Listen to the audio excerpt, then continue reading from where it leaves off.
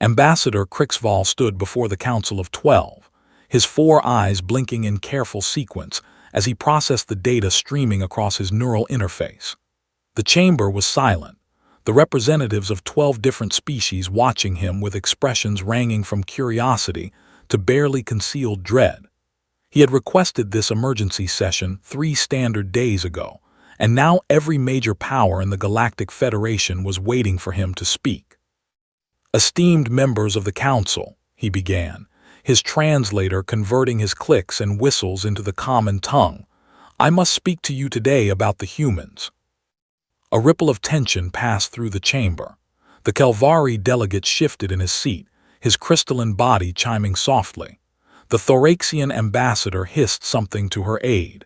Even the normally impassive void monk seemed to lean forward slightly. "We have been monitoring their species for the past 40 standard years," Krixval continued, "since their first faster-than-light vessel emerged from the Sol system. In that time, they have expanded to 17 colony worlds, established trade relations with 43 species, and developed technology that rivals our own in several key areas." "We know all this," the Kelvari delegate said, his voice like wind chimes in a storm. "Get to the point, Ambassador. Why have you called this emergency session?" Krixval's secondary eyes closed briefly, a sign of discomfort among his people. "Because I believe we have made a critical error in our assessment of the human threat. We have been so focused on their military capabilities, their weapons, their ships, that we have missed the true danger they represent." He pressed a control on his podium, and a holographic display sprang to life in the center of the chamber. It showed a planet, blue and green, spinning slowly in the void. "This is Kepler 442b, a world we designated as uninhabitable 3 centuries ago. The atmosphere is too thin, the temperatures too extreme, the radiation levels too high for any known species to survive there without extensive environmental suits and sealed habitats." He pressed another control. The image shifted to show a sprawling city, with farms stretching out around it and people walking in the open air. "The humans arrived there 12 years ago. They now have a population of 400,000, growing their own food, breathing the air they modified, and thriving in conditions that would kill any of us." The chamber erupted in murmurs. The Thoraxian ambassador was already pulling up data on her own display, her 6 arms moving in rapid patterns. "That is impossible," she said. "Our data shows the planet requires at least 300 years of terraforming before it could support life. They have been there only 12 years. "Impossible for us," Krixval agreed, "but not for humans. They did not terraform the planet to suit them. They changed themselves to suit the planet." He brought up another display showing medical diagrams, genetic sequences, and biological data that made several delegates shift uncomfortably. "The colonists on Kepler 442b have undergone genetic modifications that allow them to breathe the thin atmosphere, tolerate higher radiation levels, and survive in temperature extremes that would be fatal to baseline humans. And they did this willingly, eagerly, even. Many species modify themselves," the Void Monk representative said, speaking for the first time.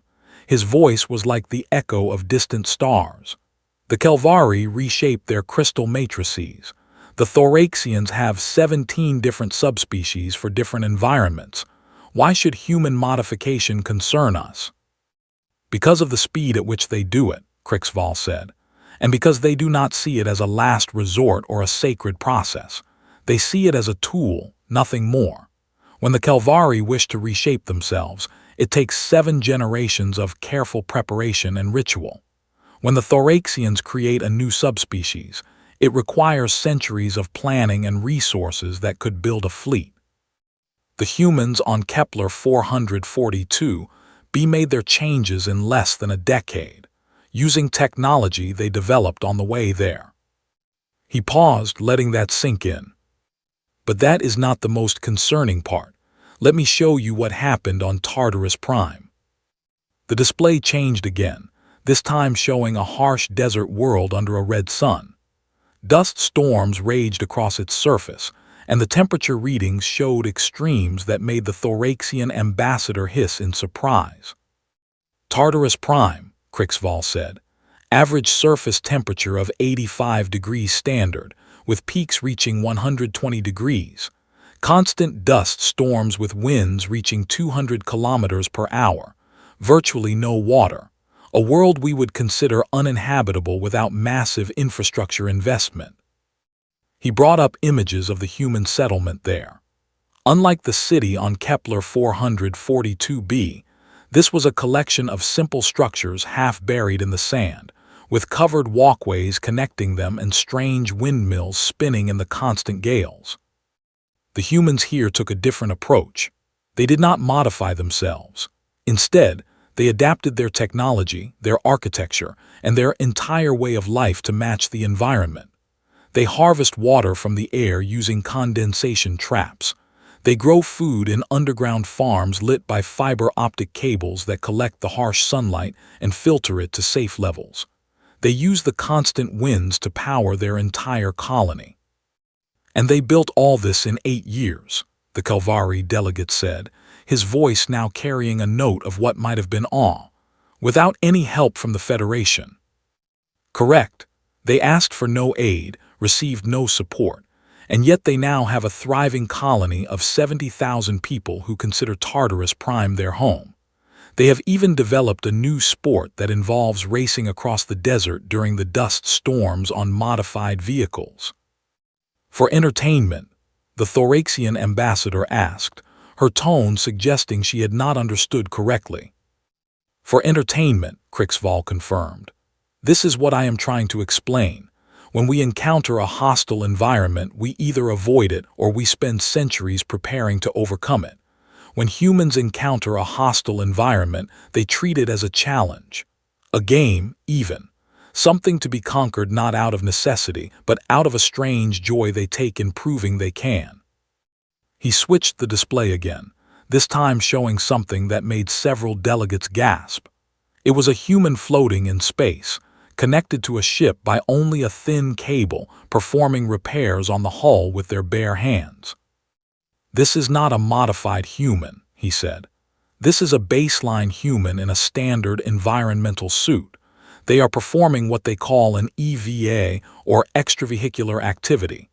Working in the vacuum of space is considered a normal job for them. Some of them do it every day. But the radiation, the temperature extremes, the lack of pressure, the void monk began.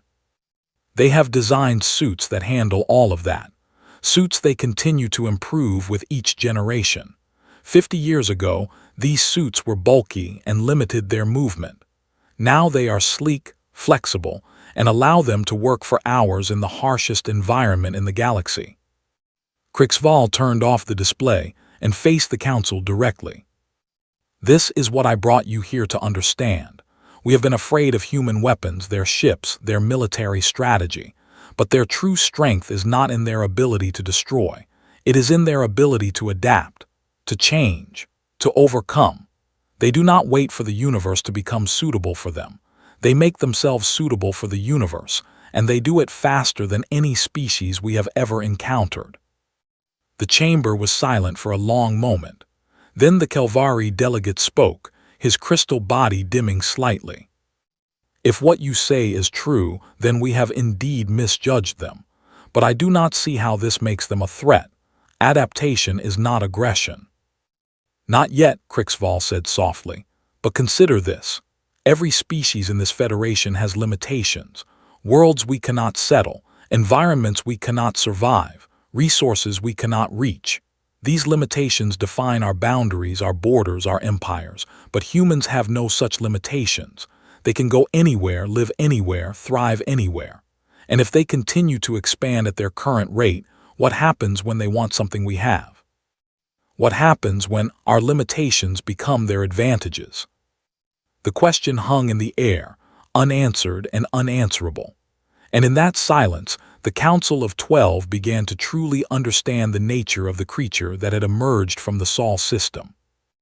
Admiral Yethrix of the Thoraxian Third Fleet watched the human colony ship from the observation deck of her flagship, all 6 of her arms folded in a posture of deep contemplation. The ship was unremarkable by Federation standards, a bulky vessel with none of the elegant lines that characterized Thoraxian engineering. It looked like something that had been built in a hurry, welded together from whatever materials were available. And yet it had just accomplished something that no Thoraxian ship had ever done. "They made the jump," her tactical officer said, his voice carrying a note of disbelief. "They actually made the jump through the Void Rift." The Void Rift was a region of space that had been declared impassable by every species in the Federation. The gravitational anomalies there were so severe that even the most advanced ships were torn apart within seconds of entering. The radiation levels were lethal to all known forms of life, and the subspace distortions made navigation impossible. The humans had flown through it in less than 3 hours. "How?" Yethrix asked. "Our best calculations showed that no ship could survive that crossing. We lost 17 research vessels trying to find a path. According to their transmissions, they developed a new type of shielding specifically for this purpose," her science officer reported. "They called it a gravitational lattice. It uses the very forces that would tear a normal ship apart to create a protective bubble around the vessel." "When did they develop this?" "Their records show, 18 months ago. They tested it on 3 smaller ships before attempting the full crossing with the colony vessel." Yethrix felt a chill run through her exoskeleton. 18 months. The Thoraxian Empire had been studying the Void Rift for 2,000 years. They had dedicated entire research stations to understanding its properties, and the humans had solved the problem in 18 months. "Contact the colony ship," she ordered. "I want to speak with their captain." A few minutes later, a human face appeared on her screen. He was a middle-aged man with gray at his temples and lines around his eyes that suggested he smiled often. He was also, Yethrix noted, not wearing the formal attire that most species used when addressing an admiral. "Admiral Yethrix," the human said, inclining his head slightly. "I'm Captain Marcus Chen of the colony ship New Horizon. It's an honor to make first contact on this side of the rift." "Captain Chen," Yethrix replied, studying him carefully, "you have accomplished something that many believed was impossible. The Void Rift has claimed hundreds of ships over the centuries. How did you succeed where so many failed?" The human shrugged, a gesture Yethrix had learned to recognize as indicating casual dismissal. "We had a problem, so we found a solution. That's what we do." "But the technology required, the research, the testing. Our experts estimated it would take at least a century to develop shielding capable of surviving the rift." Captain Chen smiled, and there was something in that smile that made Yethrix's secondary heartbeat faster. "With respect, Admiral, your experts were thinking about it the wrong way. They were trying to resist the gravitational forces. We decided to work with them instead." "Work with forces that tear ships apart." "It's like, do you have oceans on your world? Waves?" When Yethrix nodded, he continued. "A wave can destroy a rigid structure, but if you build something that can flex with the wave, that can ride it instead of fighting it, you survive. We applied the same principle to gravitational forces. Our ship bends when it needs to bend. The lattice distributes the stress across the entire structure." Yethrix processed this information. The concept was elegant, almost obvious in hindsight, and yet none of the Federation's greatest minds had thought of it. "Where are you headed, Captain?" she asked. "The sectors beyond the rift are largely unexplored. We have little data on what you will find there." "That's exactly why we're going," Chen said, his eyes lighting up with an enthusiasm that Yethrix found both fascinating and unsettling. "We found a system out there that looks promising. Good star, 3 potentially habitable worlds, lots of resources. We're going to check it out, maybe set up a colony if it works out." "You are colonizing unknown space. without support, without backup, without even knowing what dangers await. "That's the plan," Chen confirmed cheerfully. "We've got about 15,000 people aboard, all volunteers. Scientists, engineers, farmers, teachers, doctors. Everything we need to start fresh." Yethrix struggled to comprehend this. 15,000 individuals, heading into the unknown with no guarantee of survival, no assurance of help if things went wrong. In Thoraxian society, such a venture would require centuries of planning, multiple backup systems, and a guarantee of regular supply runs. "Are your people not afraid?" she asked. Captain Chen's smile faded slightly, replaced by something more thoughtful. "Of course they are. Everyone's afraid of the unknown, but fear isn't a reason not to do something, Admiral. It's just a feeling like any other. You acknowledge it, you prepare for what might cause it, and then you go anyway." He leaned forward slightly, his expression becoming more serious. "Can I ask you something, Admiral? Your people, the Thoraxians, you've been spacefaring for what, 10,000 years?" 12,000, Yethrix corrected. 12,000 years, and in all that time you never crossed the void rift. You never tried to see what was on the other side. Why? It was a simple question, but it struck Yethrix with unexpected force. She had never thought to ask it before. The void rift was impassable. Everyone knew that. It had been impassable since before her species achieved spaceflight. And yet the humans had passed it. "We accepted that some things could not be done," she said slowly. Captain Chen nodded, and his smile returned, gentler this time. "That's the difference, then. We don't accept that. We can't. It's not in our nature. When someone tells us something is impossible, we take it as a challenge. Sometimes we fail. Sometimes we die. But sometimes we find a way." After the communication ended, Yethrix remained on the observation deck for a long time, watching the human ship disappear into the darkness beyond the rift. She thought about the council meeting Ambassador Crixval had called, about his warnings regarding human adaptability. At the time, she had dismissed his concerns as exaggeration. Surely no species could be as flexible, as resilient, as determined as he described. She had seen the data on their military capabilities, and while impressive, they were not overwhelming. Their ships were roughly equal to Federation standards. Their weapons were creative but not revolutionary. But now she understood what Crixval had been trying to say. It was not about weapons or ships. It was about a fundamental difference in how humans approach the universe. Where other species saw barriers, they saw puzzles to be solved. Where others saw impossible odds, they saw challenges to be overcome. Where others saw death, they saw acceptable risk. She pulled up the data on human expansion over the past 40 years. 17 colony worlds, Ambassador Crixval had said. But he had not mentioned that 5 of those colonies were on worlds the Federation had classified as uninhabitable, or that 3 of them were in systems that required passing through dangerous territory that no other species would risk. The humans were not expanding like a normal species, slowly and carefully claiming safe worlds close to their homeworld. They were scattering across the galaxy, taking root wherever they landed, adapting to conditions that would defeat any other species. And now they had crossed the void rift. Admiral Yethrix made a decision. She would follow the new horizon at a distance. She would observe what the humans did in this unexplored region of space, and she would report her findings to the Council so they could understand what they were dealing with. Because she was beginning to suspect that Ambassador Crixval had actually underestimated the threat. It was not just human adaptability that should concern the Federation. It was their complete and utter inability to accept limits. And in a galaxy that had been defined by limits for millions of years, that made humans the most dangerous species she had ever encountered.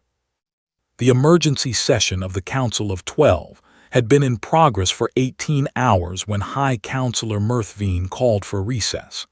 The delegates filed out of the chamber in various states of exhaustion and alarm, their aides clustering around them to discuss the revelations of the past day. The catalyst for this session had been Admiral Yethrix's report from beyond the Void Rift. What she had witnessed there had shaken the foundations of Federation understanding about human capabilities. The humans on the New Horizon had not simply colonized the system they had targeted.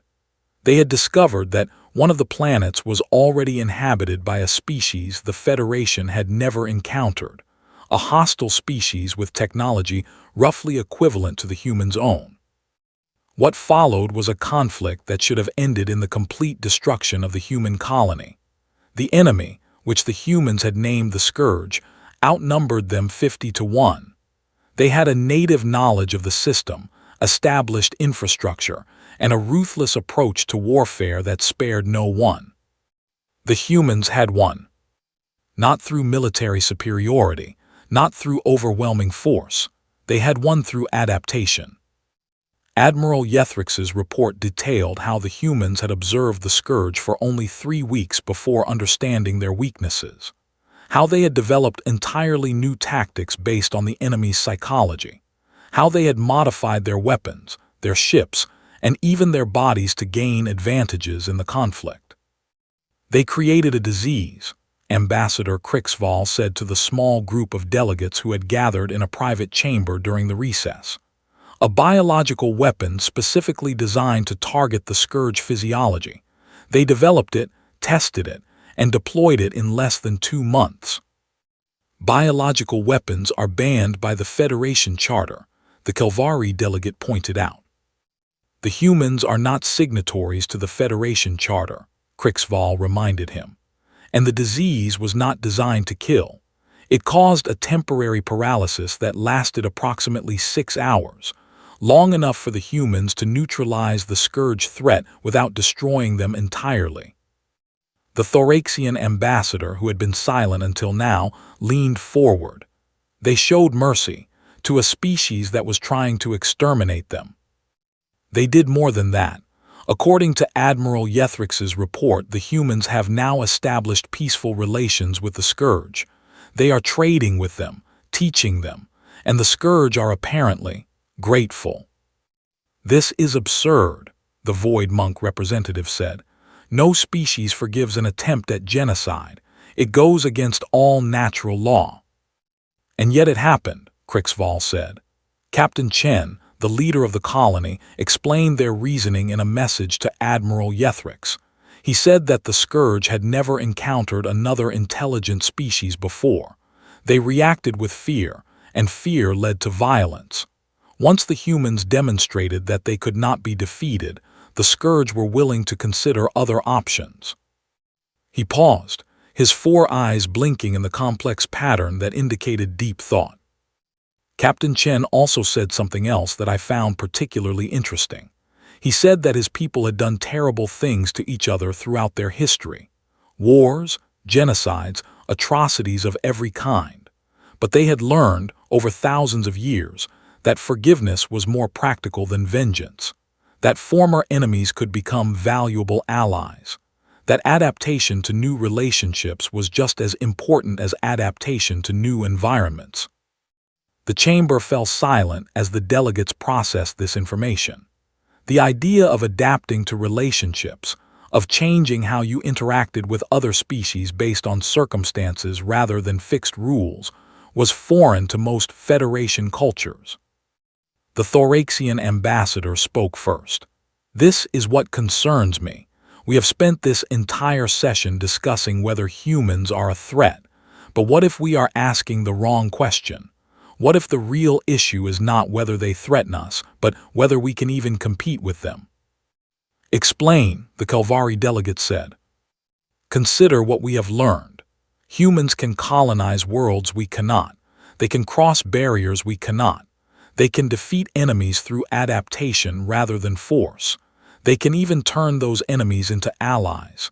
Every advantage we thought we had as older, more established species is being eroded by their flexibility. She stood and began to pace, her 6 arms moving in agitated patterns.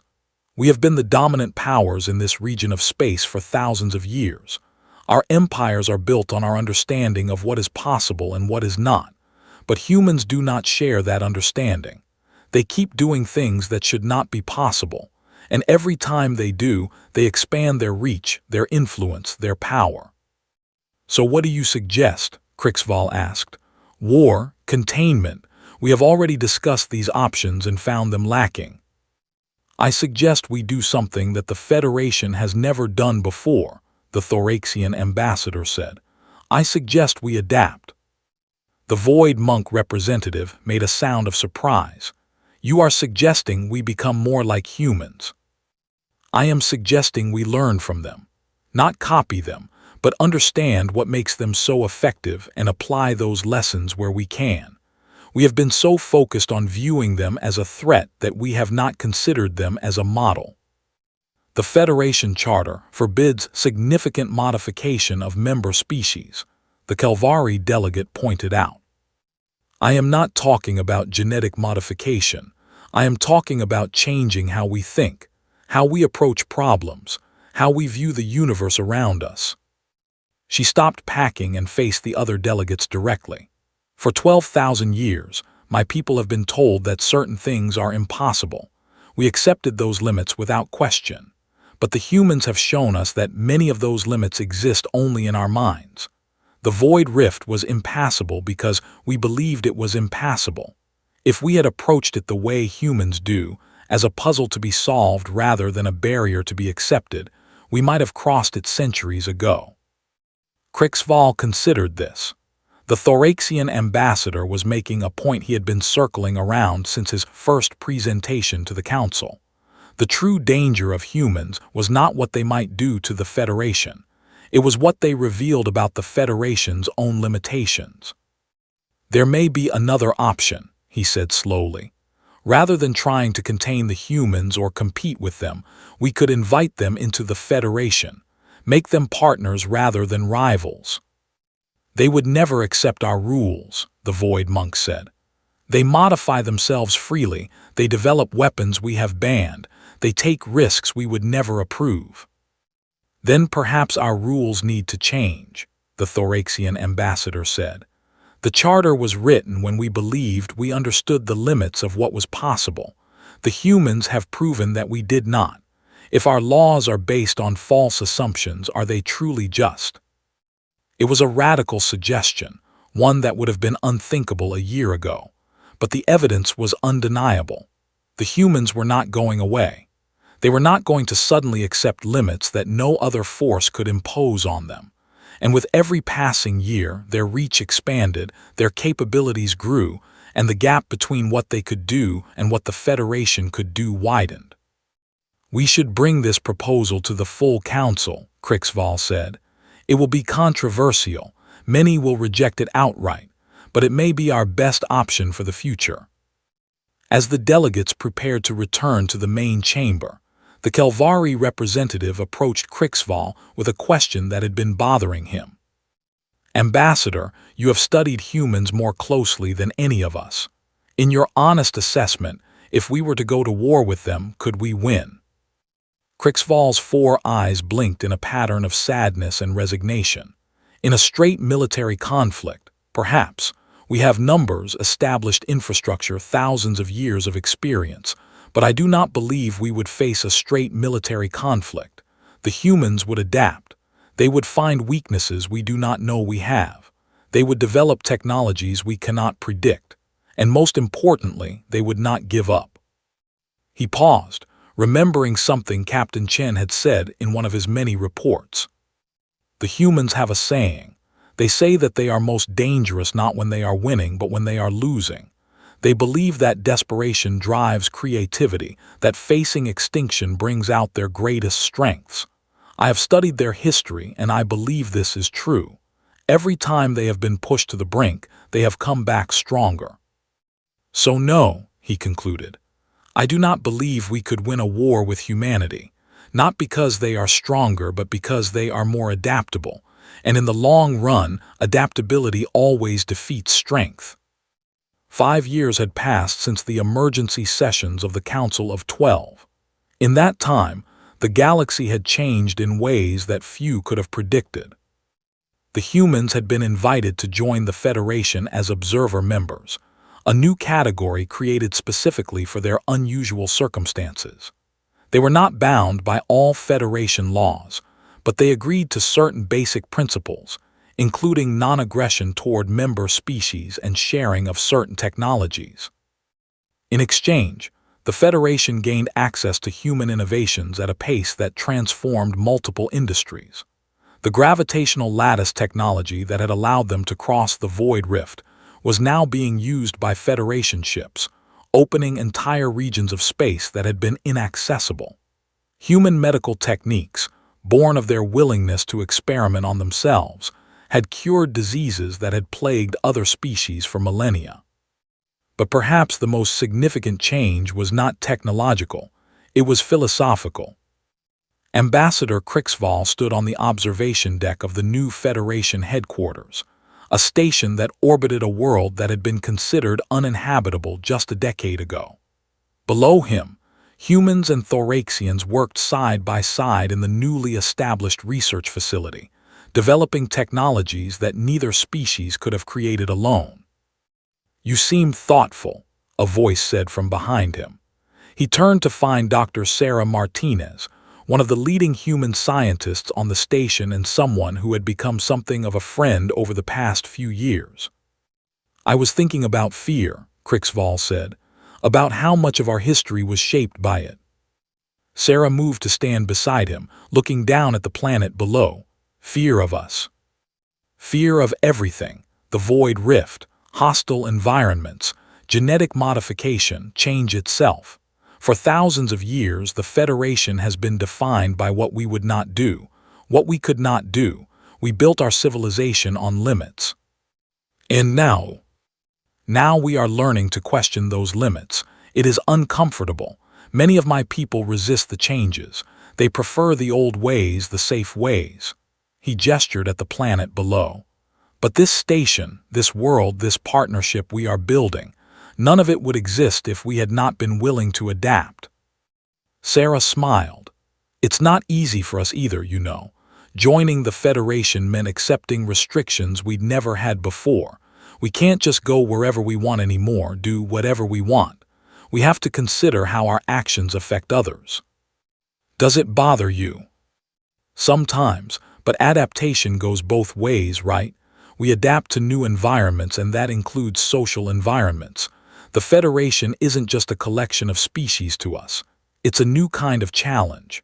How do we integrate with cultures so different from our own? How do we share without overwhelming? How do we lead without dominating?" Krixval considered this. It was a perspective he had not fully appreciated before. The humans were not simply imposing their way of doing things on the Federation.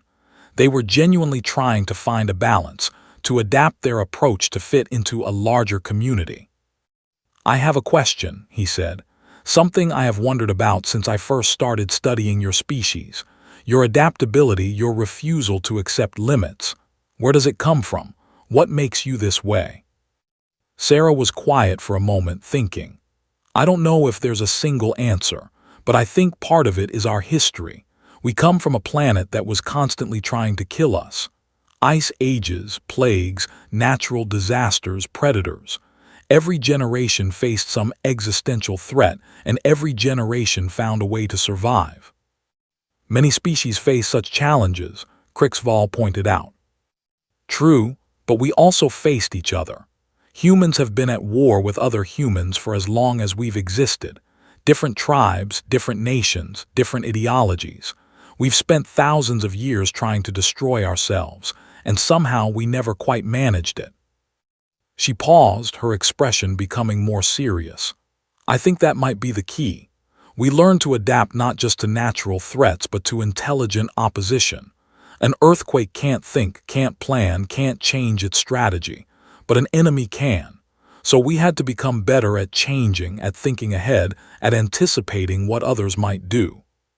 "You became adaptable because you were your own greatest threat," Krixval said slowly.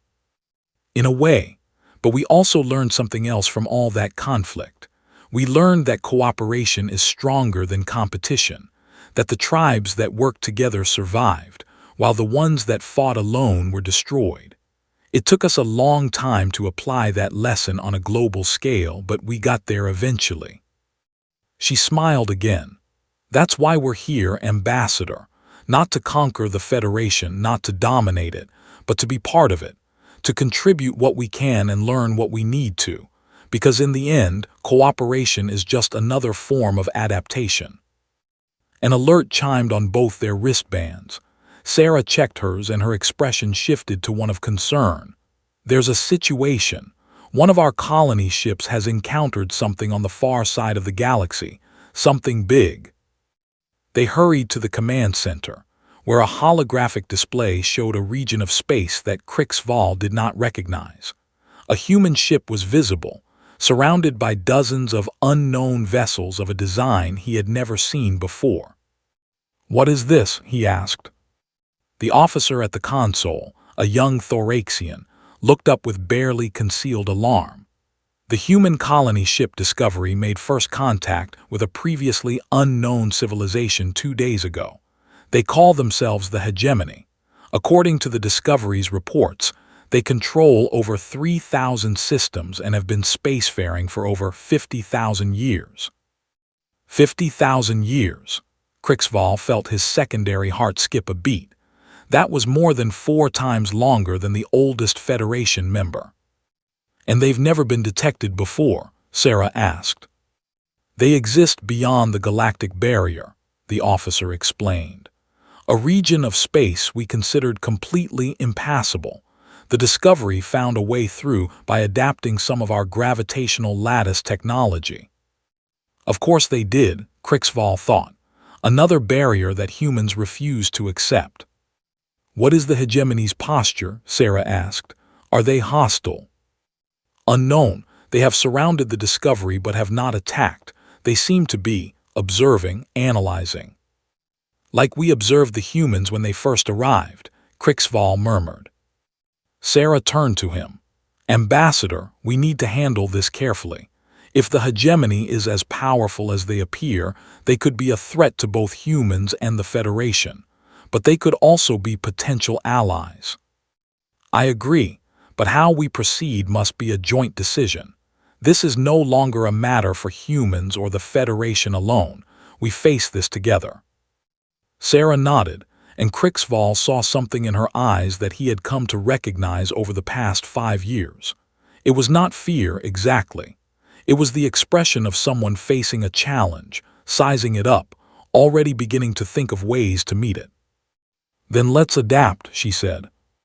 As they began coordinating the response with the full Council of 12, Krixval allowed himself a moment of something he had not expected to feel when he first brought his warnings about humanity to the Council. Hope. 5 years ago, he had feared that human adaptability would be the Federation's downfall.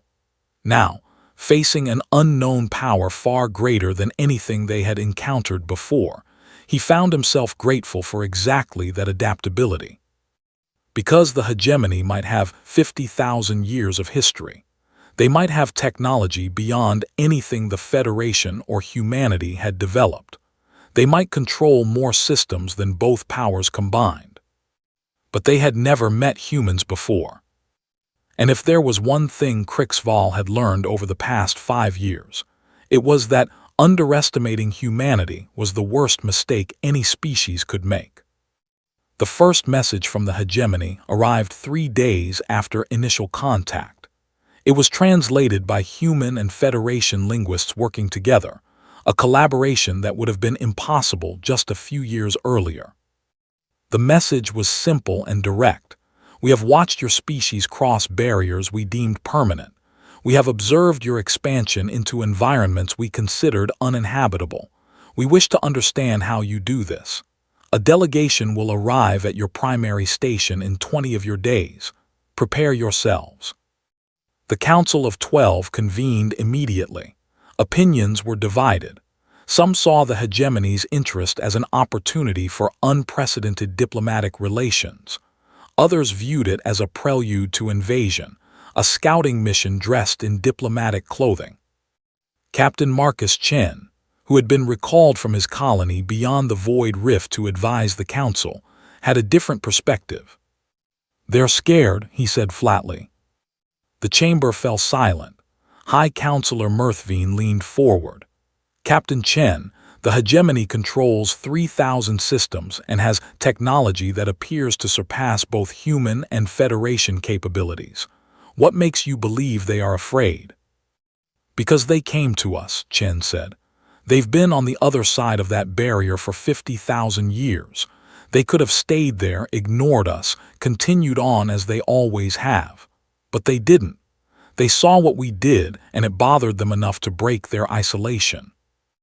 Ambassador Krixval nodded slowly. "I believe Captain Chen is correct. We have been so focused on their power that we missed the significance of their actions. A truly confident power would not feel the need to investigate a minor incursion. They would simply destroy it or ignore it." "So what do?" the Thoraxian ambassador asked. Chen smiled, and it was the same smile that Admiral Yethrix had found so unsettling years ago. "We show them exactly what they came to see. We show them that the barrier was never the real obstacle. We show them what adaptation really means." The next 20 days were a blur of preparation. The Joint Human Federation Station was transformed into a showcase of collaborative achievement. Scientists from a dozen species worked alongside human engineers to demonstrate technology that had been developed through partnership. Cultural representatives prepared presentations on the exchange of ideas and philosophies that had occurred since humans joined as observer members. And in private chambers, military strategists from every major power developed contingency plans, just in case. The hegemony delegation arrived exactly on schedule. Their ships were massive, dwarfing even the largest Federation dreadnoughts. Their technology was obviously advanced, with systems that Federation scientists could barely comprehend. And their representatives were ancient, creatures who measured their lives in millennia rather than years. The leader of the delegation was called the Eldest. It was a being of living crystal, similar to the Kelvari but far more complex, with internal structures that shifted and changed as it moved. When it spoke, its voice resonated through the chamber in harmonics that touched something deep in every listener. "We have observed your species from the moment you emerged from your birth world," the Eldest said, addressing the human representatives directly. "We have watched you spread across the galaxy, doing things that should not be possible. We must understand how this is achieved." Dr. Sarah Martinez stepped forward as the human spokesperson. "What specifically would you like to understand?" "Your adaptability, your refusal to accept limits. In 50,000 years, we have encountered 473 intelligent species. All of them, without exception, eventually reach a point where they can grow no further. They accept their boundaries. They become static. But you..."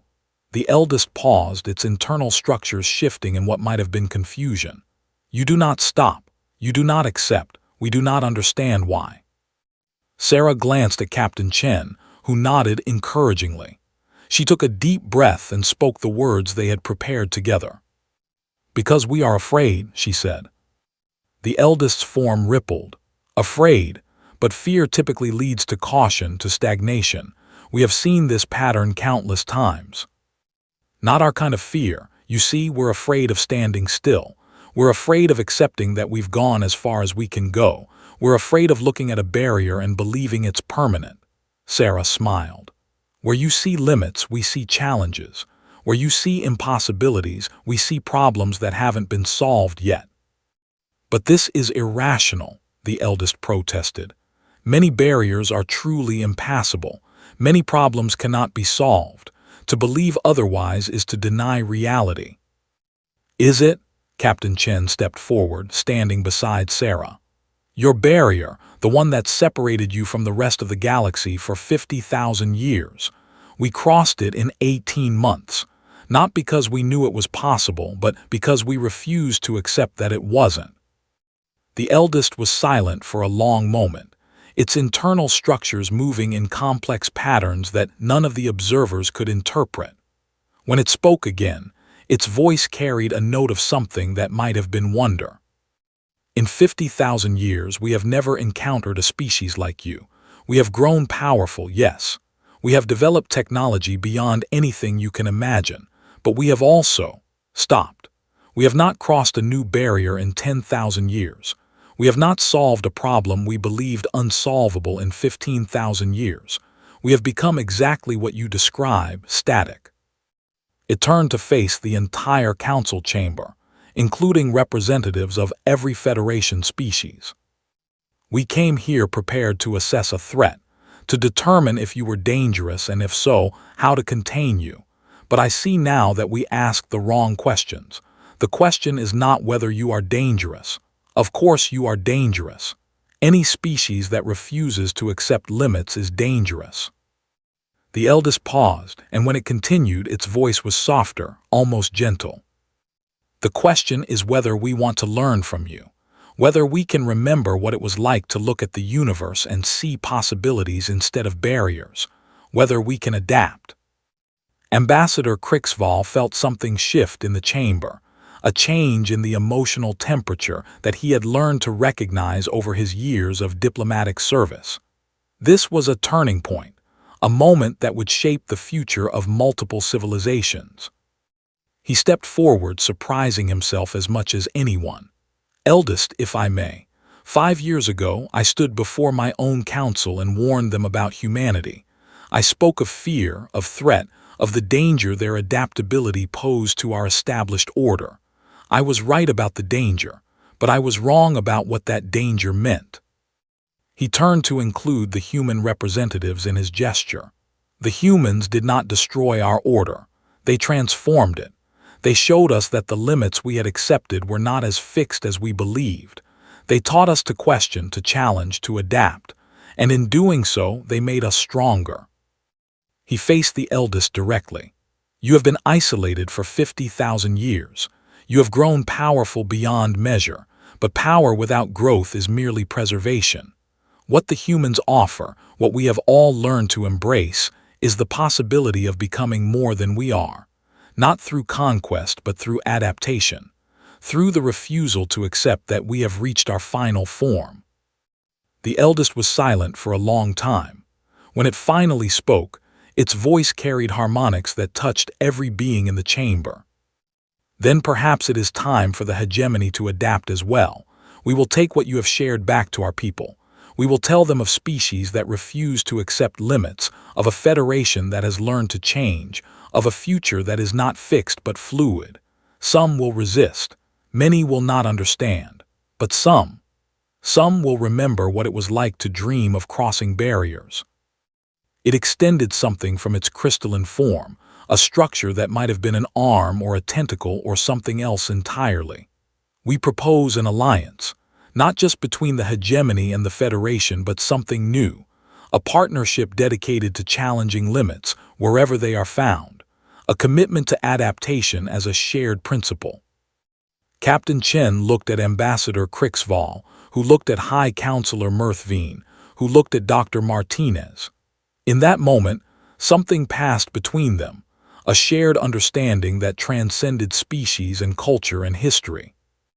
"We accept," Sarah said, speaking for all of them. "Let's see what limits we can break together." In the years that followed, the alliance that formed on that day would reshape the galaxy. New barriers were crossed, new problems solved, new possibilities discovered. The humans remained at the center of it all, not as conquerors or rulers, but as catalysts, the species that reminded everyone else that limits were only real if you believed in them. Ambassador Crixval, in his final report to the Council of 12 before his retirement, wrote the words that would be remembered for millennia. The Federation once feared human adaptability more than their military technology. We were right to do so, but we were wrong about what that fear should teach us. We should not have tried to contain them or compete with them. We should have learned from them from the beginning. For in the end, the most dangerous thing about humanity was not what they could do to us, but what they could inspire us to become.